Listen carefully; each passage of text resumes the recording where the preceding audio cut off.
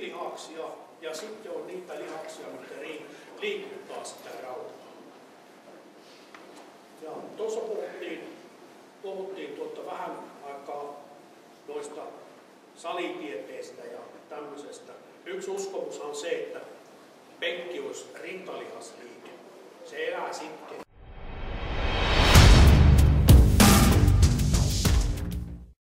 Ja oli semmoinen puolustuksen linjamies ja 120 kiloa reilusti massaa ja 5,8 40 jaardia. Ja siitä piti saada puoli sekuntia pois, että aukeaisi ovet. Ja tuohon penkkihommaan verrattuna samanlainen juttu. Kaveri oli käynyt jo kaikki Pariisin speed schoolit ja muut kurssit, missä sitä opetettiin juoksemaan. Ja se kaveri tuli sitten mulle, Lui sanoi, että ota toi. Ja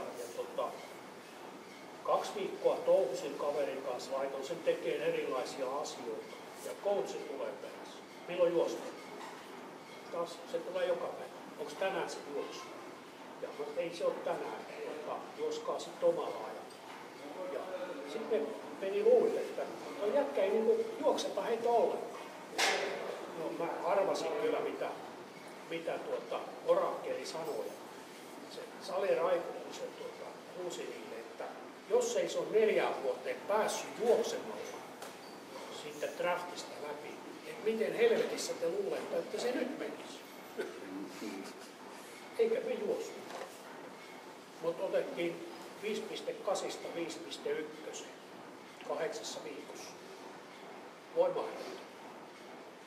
Kun eihän semmoinen 120, mitä se paino, kaveri, niin eihän siitä tule juoksia. Se on turha opettaa.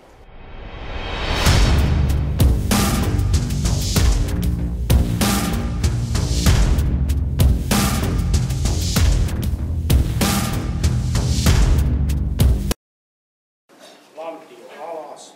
Ja tässä kohden katsotaan, että olkapää ei tule tankoon. Jos se jää tuonne eteen, siinä vaiheessa kun tanko on polvissa, niin käy se, että selkä pyöristyy ja se jää väliin. Siihen. Noin. Helppo. Hyvä. Hyvä. Ja kapeissa vedossa.